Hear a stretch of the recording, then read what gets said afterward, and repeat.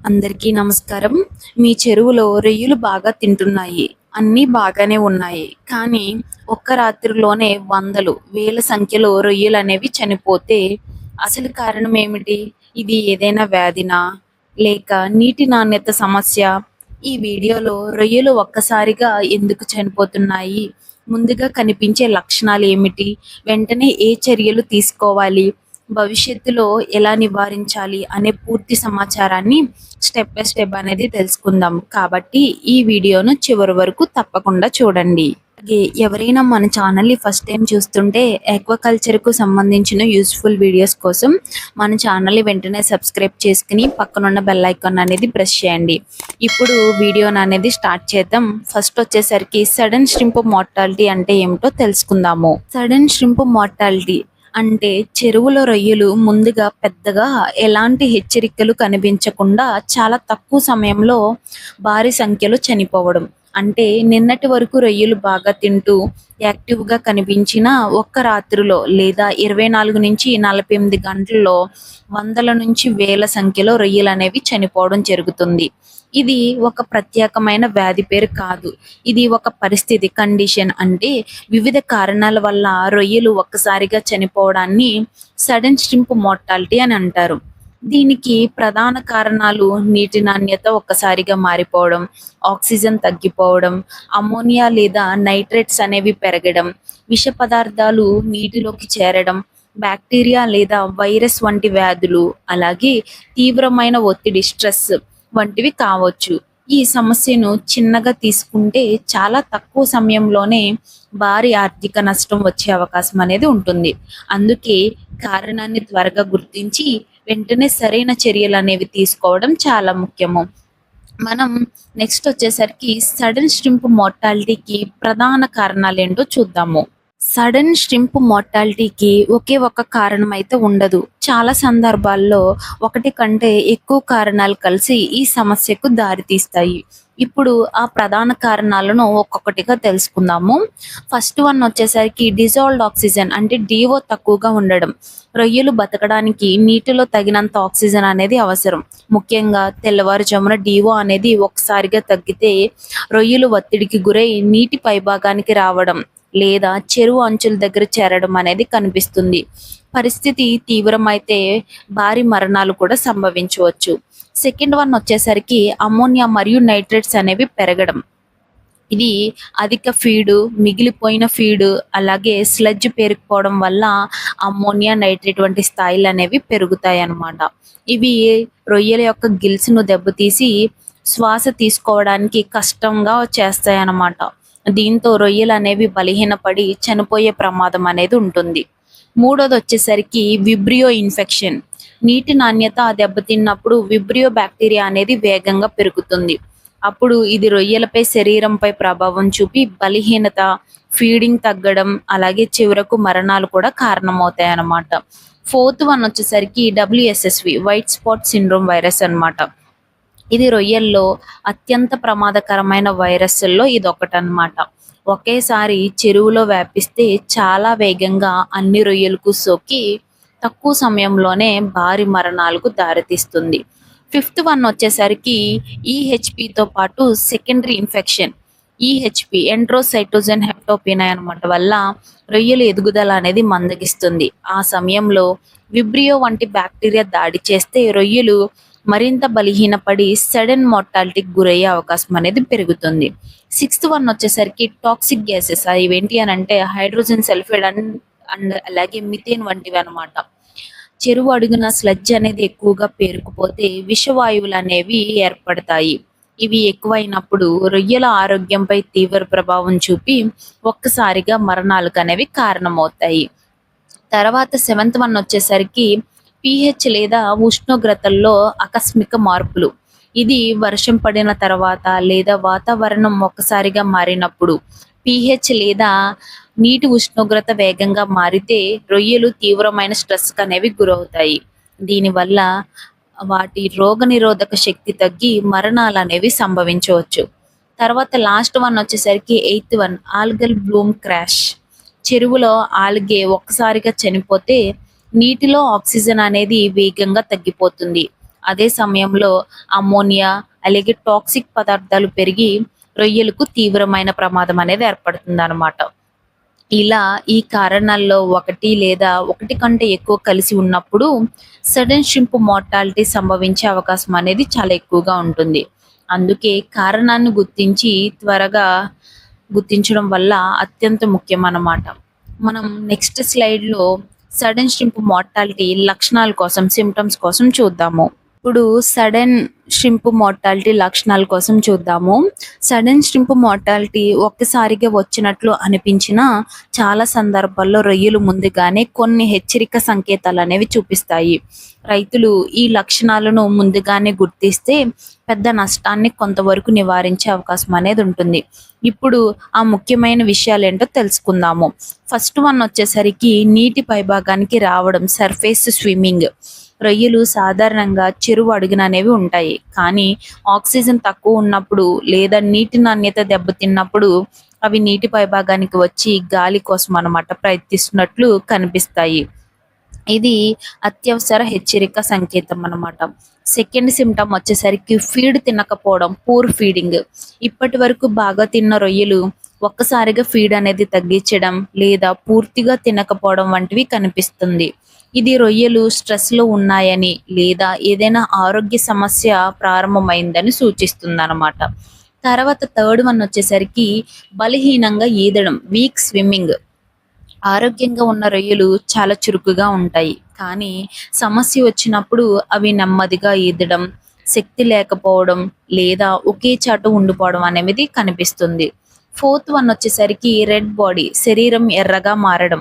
కొన్ని సందర్భాల్లో రొయ్యలు శరీరం లేక తోక భాగం అనేది ఎర్రటి రంగులోకి మారుతుంది. ఇది తీవ్రమైన ఒత్తిడి, బ్యాక్టీరియా ఇన్ఫెక్షన్ లేదా ఇతర ఆరోగ్య సమస్యలకు సంకేతం కావచ్చు. ఫిఫ్త్ వన్ వచ్చేసరికి ఖాళీ పేగు, ఎంప్టీ గట్ అన్నమాట. రొయ్యలను పరిశీలించినప్పుడు పేగులో ఆహారం అనేది కనిపించకపోతే అవి చాలా సేపటి నుంచి ఫీడ్ తీసుకోవడం లేదని అర్థం. ఇది ప్రమాదకరమైన లక్షణాల్లో ఒకటన్నమాట. ఆరోది వచ్చేసరికి చెరువు అంచుల దగ్గర చేరడం, గ్యాదరింగ్ నియర్ పాండ్ ఎడ్జెస్ అన్నమాట. రొయ్యలు చెరువు మధ్యలో కాకుండా అంచుల దగ్గర గుంపులుగా చేరడం కనిపిస్తే అది నీటి నాణ్యత సమస్య, ఆక్సిజన్ లోపం లేదా తీవ్రమైన స్ట్రెస్‌కి అనేది సంకేతం కావచ్చు అన్నమాట. సెవెంత్ వన్ వచ్చేసరికి ఒక్కసారిగా మరణాలనేవి ప్రారంభం కావడం, సడన్ మోర్టాలిటీ అన్నమాట. మొదట కొన్ని రొయ్యలు చనిపోవడం అనేది కనిపిస్తుంది. కానీ కారణాన్ని వెంటనే గుర్తించి చర్యలు తీసుకోకపోతే కొద్ది గంటల్లో లేదా 1, 2 రోజుల్లో భారీ సంఖ్యలో రొయ్యలనేవి చనిపోయే ప్రమాదం అనేది ఉంటుంది. ఈ లక్షణాల్లో ఒకటి లేదా అంతకంటే ఎక్కువ లక్షణాలు కనిపిస్తే వాటిని నిర్లక్ష్యం చేయకండి. ఎందుకంటే వెంటనే నీటి నాణ్యతను పరీక్షించి అసలు కారణాన్ని గుర్తించి తగిన చర్యలనేవి తీసుకోవడం ద్వారా భారీ నష్టాన్ననేది నివారించవచ్చన్నమాట. ఇప్పుడు మనం తర్వాత సడన్ షింప్ మోర్టాలిటీ కనిపించినప్పుడు వెంటనే తీసుకోవాల్సిన ఎమర్జెన్సీ యాక్షన్స్ కోసం చూద్దాము. చెరువులో సడన్ షింప్ మోర్టాలిటీ లక్షణాలు కనిపించిన వెంటనే ఆలస్యం చేయకుండా సరైన చర్యలనేవి తీసుకోవాలి. మొదట కొన్ని గంటల్లో తీసుకునే నిర్ణయాలే నష్టాన్ని తగ్గించడంలో కీలక పాత్ర అనేది పోషిస్తాయి. ఇప్పుడు వెంటనే చేయాల్సిన ముఖ్యమైన చర్యల కోసం తెలుసుకుందాము. ఫస్ట్ వన్ వచ్చేసరికి వెంటనే ఏరియేటర్స్ అనేది ఆన్ చేయండి. మొదట చెరువులో ఉన్న అన్ని ఏరియేటర్స్‌ను వెంటనే ఆన్ చేయండి. నీటిలో డిజాల్వ్డ్ ఆక్సిజన్ DO అనేది పెరగడం వల్ల రొయ్యలపై ఉన్న ఒత్తిడి తగ్గి మరిన్ని మరణాలను కొంతవరకు నివారించవచ్చన్నమాట. సెకండ్ వన్ వచ్చేసరికి ఫీడింగ్‌ను 30-50% వరకు తగ్గించండి. రొయ్యలు సరిగ్గా తిననప్పుడు మామూలు మోతాదులో ఫీడ్ అనేది వేయకండి.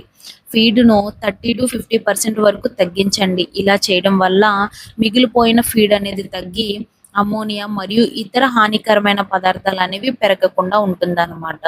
థర్డ్ వన్ వచ్చేసరికి వెంటనే వాటర్ క్వాలిటీ అనేది చెక్ చేయించండి. DO, pH, ammonia, nitrates, alkalinity, ఉష్ణోగ్రత వంటి ముఖ్యమైన నీటి నాణ్యత పరిమితులను వెంటనే పరీక్షించండి. అసలు సమస్య ఏమిటో గుర్తించడానికి ఈ పరీక్షలనేవి చాలా అవసరం అన్నమాట. తర్వాత నెక్స్ట్ ఫోర్త్ వన్ వచ్చేసరికి చనిపోయిన రొయ్యలను వెంటనే తొలగించండి. చనిపోయిన రొయ్యలను చెరువులో అలా వదిలేకండి. ఎందుకంటే వాటిని వెంటనే తొలగించి సురక్షితంగా పారవేయండి. లేకపోతే బ్యాక్టీరియా పెరిగి మిగతా రొయ్యలకు కూడా సమస్య మరింత తీవ్రం అనేది కావచ్చనమాట. ఫిఫ్త్ వన్ వచ్చేసరికి అవసరమైతే పాక్షికంగా నీటి మార్చండి. అంటే పార్షియల్ వాటర్ ఎక్స్‌చేంజ్ అనమాట. ఎందుకంటే అమ్మోనియా, నైట్రేట్స్ లేదా ఇతర హానికరమైన పదార్థాలు ఎక్కువ ఉన్నట్లు పరీక్షలో తేలితే నాణ్యమైన నీటి కొంత భాగం మాత్రమే మార్చండి. అయితే ఒక్కసారిగా ఎక్కువ నీటిననేది మార్చకుండా జాగ్రత్త పడాలి. ఎందుకంటే అది రొయ్యలకు మరింత స్ట్రెస్ అనేది కలిగిస్తుంది. లాస్ట్ వన్ వచ్చేసరికి వ్యాధి అనుమానం ఉంటే ల్యాబ్ పరీక్ష అనేది చేయించండి. వైట్ స్పాట్, విబ్రియో లేదా ఇతర వ్యాధుల అనుమానం అనేది ఉంటే చనిపోయిన లేదా బలహీనంగా ఉన్న రొయ్యల నమూనాలను గుర్తింపు పొందిన ల్యాబ్‌కు పంపించి సరైన డయాగ్నోసిస్ అనేది చేయించండి. ఎందుకంటే రిపోర్ట్ ఆధారంగా మాత్రమే చికిత్స లేదా తదుపరి చర్యలనేవి తీసుకోవాలి. స్వయంగా యాంటీబయాటిక్స్ లేదా ఇతర మందులనేది ఉపయోగించడం మంచిది కాదనమాట. ఈ ఎమర్జెన్సీ చర్యలను వెంటనే అమలు చేస్తే సమస్య తీవ్రతను తగ్గించి మిగిలిన రొయ్యలను కాపాడుకునే అవకాశం అనేది గణనీయంగా పెరుగుతుందనమాట. తర్వాత లాస్ట్ సడన్ స్ట్రింప్ మార్టాలిటీ ఎలా నివారించాలి? ప్రివెన్షన్ కోసం చూద్దాము. సడన్ స్ట్రింప్ మార్టాలిటీని పూర్తిగా నివారించడం ఎప్పుడూ సాధ్యం కాకపోయినా సరైన చెరువు నిర్వహణతో ఈ ప్రమాదాన్ని చాలా వరకు తగ్గించవచ్చు. ఇప్పుడు ప్రతి రైతు తప్పకుండా పాటించవలసిన ముఖ్యమైన నివారణ చర్యల గురించి తెలుసుకుందాము. ఫస్ట్ వన్ వచ్చేసరికి రెగ్యులర్ వాటర్ క్వాలిటీ మానిటరింగ్ అనేది చేయండి. Like DO, pH, ammonia, nitrates, alkalinity మరియు టెంపరేచర్ వంటి నీటి నాణ్యత పారామీటర్స్‌ను క్రమం తప్పకుండా పరీక్షించండి. చిన్న మార్పులను కూడా ముందుగానే గుర్తిస్తే పెద్ద సమస్యలననేది నివారించవచ్చనమాట. సెకండ్ వన్ వచ్చేసరికి ప్రతి వారం శాంప్లింగ్ అనేది చేయండి. వారానికి కనీసం ఒకసారి రొయ్యలను శాంప్లింగ్ చేసి వాటి యొక్క ఎదుగుదల, ఆరోగ్య స్థితి, గట్, హెపటోపాంక్రియాస్ మరియు షెల్ కండిషన్‌ను పరిశీలించండి. దీంతో సమస్యలను ప్రారంభ దశలోనే గుర్తించే అవకాశం అనేది ఉంటుంది. థర్డ్ వన్ వచ్చేసరికి సరైన ఏరియేషన్ అనేది నిర్వహించండి. చెరువులో తగినంత ఏరియేషన్ ఉండేలాగా చూసుకోండి. ముఖ్యంగా రాత్రి సమయంలో మరియు తెల్లవారుజామున డీఓ తగ్గకుండా ఏరియేటర్‌ను సరిగ్గా నిర్వహించడం అనేది చాలా ముఖ్యము. ఫోర్త్ వన్ వచ్చేసరికి సరైన ఫీడ్ మేనేజ్‌మెంట్ అనేది పాటించండి. రొయ్యలు తినే సామర్థ్యానికి అనుగుణంగా మాత్రమే ఫీడ్ అనేది ఇవ్వాలి. మిగిలిపోయిన ఫీడు చెరువులో పేరుకుపోకుండా జాగ్రత్త అనేది పడండి. ఫీడ్ ట్రేలు, చెక్ ట్రేలననేది క్రమం తప్పకుండా పరిశీలించి అవసరానికి అనుగుణంగా ఫీడ్‌ని అనేది సర్దుబాటు చేయాలండ.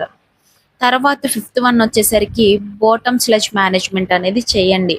ఏంటి అనంటే చెరువు అడుగున స్లడ్జ్ అనేది ఎక్కువగా పేరుకుపోకుండా క్రమం తప్పకుండా నిర్వహించండి. స్లడ్జ్ అనేది పెరిగితే అమ్మోనియా, హైడ్రోజన్ సల్ఫైడ్ వంటి హానికరమైన పదార్థాలు ఏర్పడి రొయ్యలకు ప్రమాదం కల్పిస్తాయన్నమాట. సిక్స్త్ వన్ వచ్చేసరికి బయోసెక్యూరిటీ అనేది పాటించండి. ఎందుకంటే పక్షులు, పీతలు మరియు ఇతర వాహకాల ద్వారా వ్యాధులు చెరువులోకి రాకుండా తగిన జాగ్రత్తలు అనేవి తీసుకోండి. చెరువులో ఉపయోగించే పరికరాలను కూడా శుభ్రంగా ఉంచి అవసరమైనప్పుడు డిస్ఇన్ఫెక్షన్ అనేది చేయండి. తర్వాత సెవెంత్ వన్ వచ్చేసరికి సీడ్ క్వాలిటీని తప్పకుండా చెక్ చేయండి. నాణ్యమైన ఆరోగ్యవంతమైన స్పెసిఫిక్ ప్యాథోజన్ ఫ్రీ ఎస్పీఎఫ్ స్పీడ్ను మాత్రమే విశ్వనీయమైన హ్యాచరీల నుంచి కొనుగోలు అనేది చేయండి. మంచి సీడ్తోనే విజయవంతమైన సాగుకు బలమైన పునాది అనేది పుడుతుందన్నమాట. అలాగే ఎయిత్ వన్ వచ్చేసరికి లాస్ట్ ప్రోబయోటిక్స్ అనేది సరైన విధంగా ఉపయోగించండి. నిపుణుల సూచనల ప్రకారం సరైన మోతాదులో సరైన సమయంలో ప్రోబయోటిక్స్ అనేది ఉపయోగించడం వల్ల నీటి నాణ్యత అనేది మెరుగుపడుతుంది. అలాగే హానికరమైన బ్యాక్టీరియా పెరుగుదల కూడా తగ్గుతుంది మరియు రొయ్యల ఆరోగ్యం అనేది మెరుగ్గా ఉంటుంది. ఈ చిన్న చిన్న జాగ్రత్తలను క్రమం తప్పకుండా పాటిస్తేనే సడన్ స్ట్రింప్ మార్టాలిటీ ప్రమాదాన్ని గణనీయంగా తగ్గించవచ్చు అండ్ అలాగే మంచి ఉత్పత్తిని కూడా సాధించవచ్చు. వీడియో అనేది మీకు యూజ్ఫుల్ అనిపిస్తే లైక్ చేయండి. అలాగే ఫార్మర్స్‌తో కూడా షేర్ చేయండి. ఈ వీడియో గురించి మీకు ఏమైనా డౌట్స్ ఉంటే కామెంట్ చేయండి. అలాగే ఆక్వాకల్చర్‌కి సంబంధించిన వీడియోస్ కోసం మీకేమైనా కావాలి అనంటే కామెంట్ చేయండి. ఇలాంటి యూజ్ఫుల్ వీడియోస్ చూడాలి అనంటే మన ఛానల్‌ని వెంటనే సబ్స్క్రైబ్ చేసుకొని పక్కనున్న బెల్ ఐకాన్ అనేది ప్రెస్ చేయడం మర్చిపోవద్దు. Thank you so much for watching.